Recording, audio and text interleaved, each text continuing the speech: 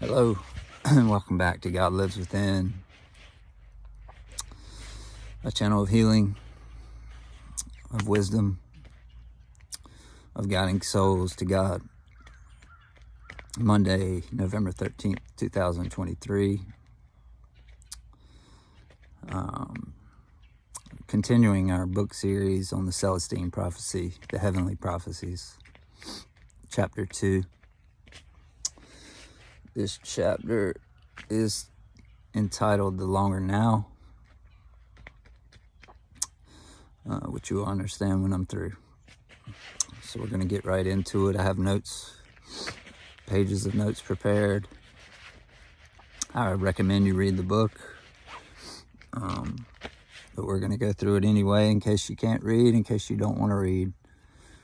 If that isn't your thing, then at least you'll get the message of the book. Chapter 2, The Longer Now, starts with the author heading to Peru, boarding a plane. He's from America and he's headed to Peru without a known destination. He's obviously nervous and ambivalent and a bit skeptical about the trip since he has no clue where he's headed or what's going to happen. While on the plane, he's headed to the bathroom up front. He overhears a man who he seems familiar, seems to recognize, but doesn't really. But he overhears this man talking about a manuscript on his way to the bathroom. And so he uses the bathroom and heads back to his seat and can't shake what he heard. So he debates for a little while and decides to go up front, sit behind the man, and see what he was talking about. The man was surprised and very cautious at first, reluctant for a minute. But the man relaxed after the author explained his knowledge and intentions. And then the man introduces himself as Wayne Dobson, professor of history from NYU. They discussed how, upon learning the first insight, it seemed fanciful and uncomfortable to even say or think. These occurrences that happen, these synchronicities that are a result of this restlessness and this yearning for answers that you don't even know, that you aren't even sure of why you're wondering.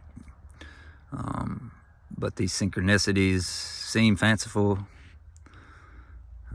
They seem uncomfortable to tell others because they're not rooted in the physical. They're more spiritual in nature.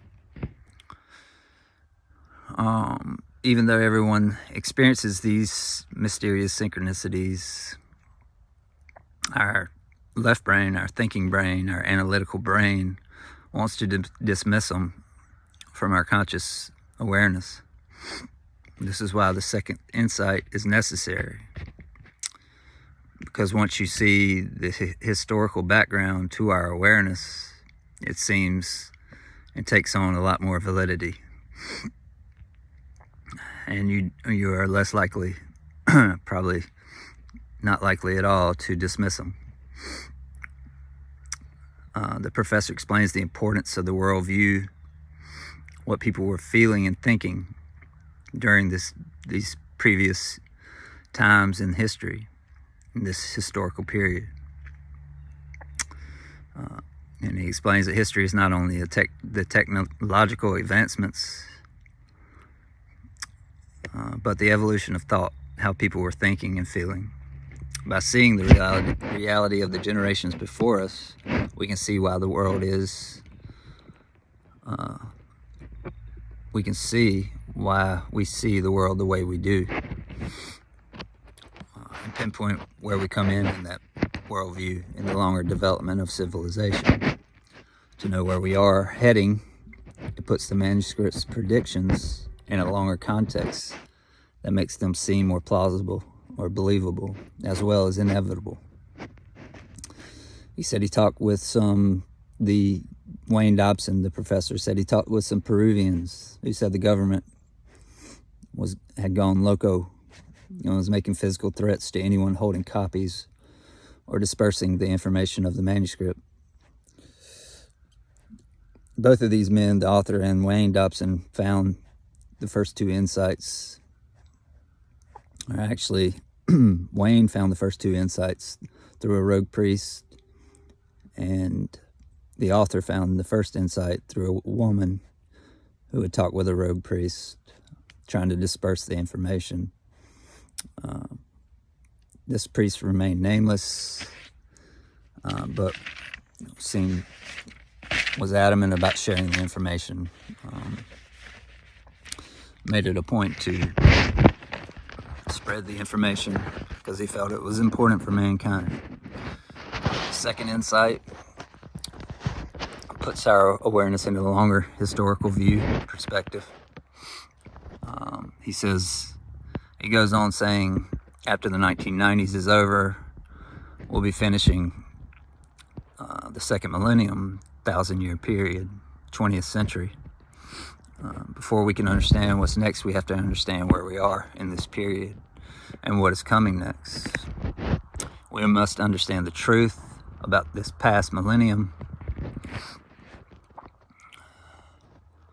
The manuscript says at the end of the second millennium, we will be able to see the entire period as a whole, identifying a particular preoccupation that developed in the second half of the modern age. The current awareness is an awakening from this preoccupation. So the awareness that the collective is holding at the time is waking up from the preoccupation. So to understand, you must grasp how the everyday view of the world has developed over that time, over that period of history, or was created by the reality of the people who lived before you. So it gives you some context, a way of understanding. You must go back 1,000 years, he says, and the second insight says, and move forward through the entire millennium experientially, as if you were there and live the 1,000 years in a lifetime. Start in the year 1000, the Middle Ages. In this time, reality is defined by the powerful churchmen of the Christian church, who hold great influence over the minds of the populace, creating a reality which places their idea about God's plan for all mankind at the very center of life. Basically, it was the only thing people knew. You're either a peasant or an aristocrat in this Middle Age. There is no in between. You're poor or rich. And you will always be confined to this position if you're living in the Middle Ages. So social class inevitably is secondary to the spiritual reality of life defined by these churchmen. Life is about passing a spiritual test you discover. They say God has placed you at the very center of the universe for one purpose, to win or lose salvation. I think we've all heard that. I think we're all still living that. And in this test, you must choose between two opposing forces, the force of God or the temptations of the devil. But you don't face this test alone. In fact, as an individual, you aren't qualified to determine your salvation. It is decided by the churchmen who are there to interpret the scriptures and tell you every step of the way if you're in accordance with God or being duped by Satan. If you follow these churchmen's instruction, you are assured a rewarding afterlife. But if you fail to heed their course, there is excommunication and certain damnation. So this is how the medieval worldview is defined. Every aspect of this medieval world is defined in otherworldly terms, from thunderstorms, earthquakes, success of crops, death of a loved one. It's either the will of God or the malice of Satan, of the devil. There isn't yet concepts of whether geological forces, horticulture, or disease. You take the churchmen at their word and take for granted the world operates solely in a spiritual manner. So you just accept it's either God or Satan, is what it's saying. The view starts breaking down in the 14th and 15th century due to improprieties of these churchmen, leaders, middlemen, because they're violating their laws of chastity and looking the other way when government officials violate spiritual laws. And as people see this, they become alarmed because the churchmen hold themselves to be the only connection between them and God. They're supposed to be the sole arbiters of your salvation, interpreters of the scriptures. And now you're in outright rebellion due to their improprieties. The rebellion starts when a group led by Martin Luther is calling for a break from papal Christianity, saying the churchmen are corrupt, demanding an end to the reign over the minds of the people, and new churches are formed based on ideas each person should have access to their own copies of the scriptures and be able to interpret them without the being. The churchmen begin to lose their grip, losing credibility, throwing the whole world into question. People are now starting to feel lost and confused. The consensus about the nature of the universe and humankind's purpose here is collapsing, leaving you and all humans in Western culture in a precarious place. Everyone had grown accustomed to this authority of defining their reality.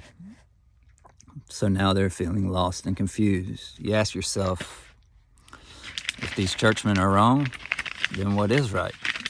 Very simple, very basic question that people were pondering and going through and contemplating. So as a result, mankind lost its place at the center of God's universe. Now, when you watch weather or plants growing or someone die, you feel anxious, bafflement, and confused. In the past, you said it was God or the devil, which is now in question. All things you took for granted now need to be redefined, especially the nature of God and your relationship to God. As such, dawns a new age, the modern age, with a growing democratic spirit and a mass distrust of papal and royal authority. Definitions of the universe based on speculation or scriptural faith are no longer automatically accepted. Despite the loss of certainty, we didn't want to risk some new group controlling our reality as churchmen had. So mankind turned to the creation of a mandate for science to get answers, a way to systematically explore and define the world, called the scientific method, testing an idea about how the universe works, arriving at a conclusion, and seeing if others agree with this conclusion.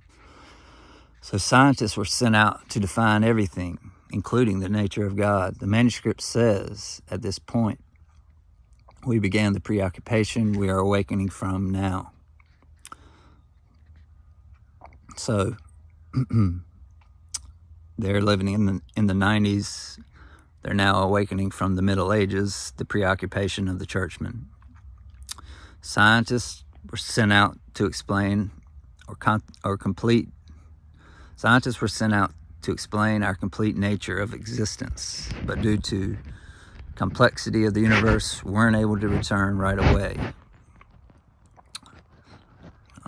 Due to unexplainable phenomena and the complexities of God, Western culture weren't able to return right away due to the unexplainable phenomena and complexities of God. Since we didn't get the answers we needed, we worked to settle into this new world and raise our standard of living and sense of security. We took matters into our own hands, shaking off the feeling of being lost, to conquer our world, to use Earth's resources better to improve our standard of living. This focus became preoccupation, losing ourselves and creating secular security, non-religious security, economic security, and to replace our spiritual meaning or purpose. The question of why we are alive and what was going on spiritually were swept aside and repressed. So this preoccupation and accomplishment of security has replaced our purpose spiritually, causing us to forget that we still don't know what we're surviving for. For example, how many people do you know who are totally engrossed and preoccupied with work, who can't slow down and relax because they use this routine to distract themselves from spiritual thought by reducing life to its practicalities? This distracts from the questions within about your purpose here and why we live. The second insight extends our consciousness of historical time, showing us how to observe culture, not from one lifetime, but the entire millennium, revealing our preoccupation to us, lifting us above it to recognize it and raise our consciousness. So now, it's easy to see the obsessive preoccupation with economic progress. This preoccupation was a necessary development in human evolution. But now is the time to reconsider why we are here, which is the point we're all coming to now. So in the book, the government is in denial, all-out denial of the manuscript. They're denying it even exists, and the scientists are demanding its exposure. The problem with our industrialization and progress made was the pollution, destruction of habitats and natural forests, leaving our natural systems of Mother Earth polluted and on the verge of collapse. We have completed this material security and comfort of the modern age as we reach the end of this millennium, this past 1,000-year period when we got to the year 2000. So that's a summary of the second insight. You need a broader historical view to understand what's really going on, to understand these coincidences and these synchronicities that are happening, and to not brush them aside, to answer the deeper questions within, the spiritual questions that arise inside of you. Now, I'm just going to summarize the end of the chapter very briefly. It starts with the author heading to his hotel after the flight. Upon arriving at the hotel, he tells the taxi driver to wait. He steps out of the car because he's noticed that he's been tailed on the way to the hotel, and he realizes already the dangers that are presented by pursuing this manuscript. So when he sees the man in the other taxi jump out at the hotel, he jumps back into his taxi and speeds off, leaving that man behind. Upon arrival at Mr. Dobson, the man he met on the plane's hotel where he was going to stay, he sees a mass eruption, crowds dispersing, and he hears gunfire going off. And then after that, he sees Wayne Dobson running towards him, yelling at him to run, to get away. What are you doing? Get out of here. So he turns and runs. He runs away through an alley, around a corner into a street that's not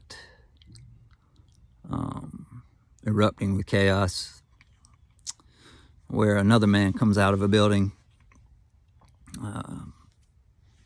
trying to help him, saying, "Come with me. which he was skeptical at first, but he agrees because he has nowhere else to go. He doesn't know where he is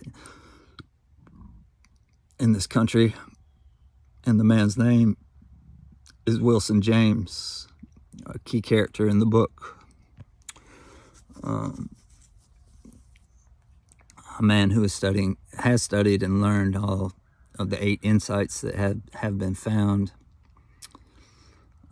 So he goes with him, and he takes him. Wilson James takes him into a little shop and down into a basement in a hidden room where he is safe and they can talk. And so he talks with him and learns that he can trust him, and that he's also, this is another one of those synchronicities, coincidences, that he's run into this man, which you'll see more throughout the book. It's part of the manuscript. These synchronicities happen when you're on the path, just as when you're on the spiritual path. Synchronicities happen that make you more aware, make you more awake, and guide you, basically. And so they drive off out of town to hide to another man's house. And on the way, they find out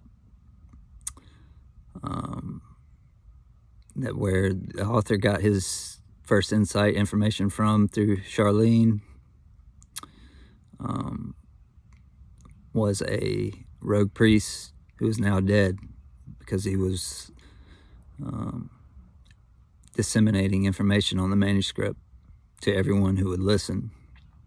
Also, probably the same man, Wayne Dobson, got the first 2 insights from the guy on the plane that he met. So they talk and discover that this rogue priest had translated the manuscript, that they got it from the Indians, the native people of the land, and then he translated it. And that's where, that was a good friend of Wilson James. That's where he got his information. And so they had this synchronicity in common. This is where they both got their knowledge from, where they both found the manuscript from. It's through this one man who's now dead. So more foreshadowing, more foreboding of the dangers that lie ahead, of the risk that he's taking in pursuing this manuscript, which as of a week ago he knew nothing about. And now all of a sudden he's in Peru with a man he doesn't know and just met, risking his life, risking it all in order to pursue God's truth. So the chapter ends with him making the decision whether or not to go home to safety. Will can get him out of the country without getting him on an airplane, covertly, or going with Will on the journey. And he basically decides he takes the path towards God. He wants to continue on. He wants to risk it all. And he wants the truth to come out and to be told. So a lot of parallels to what's going on right now with the censorship, with the dangers that lie ahead, the inherent dangers that are very valid for people like me, bringing forth truth. People, brave souls that have been on the journey for years, spreading truth. People like Santos Bonacci, who's had his life threatened and almost killed over spreading the truth. There's a lot of parallels to the book. Different storyline, but same story. Anyway, that is it for chapter 2. I will begin working on chapter 3 as soon as possible. Reading it today, taking notes. Probably be a couple days before I get it out because I have to work. But I thank you for listening.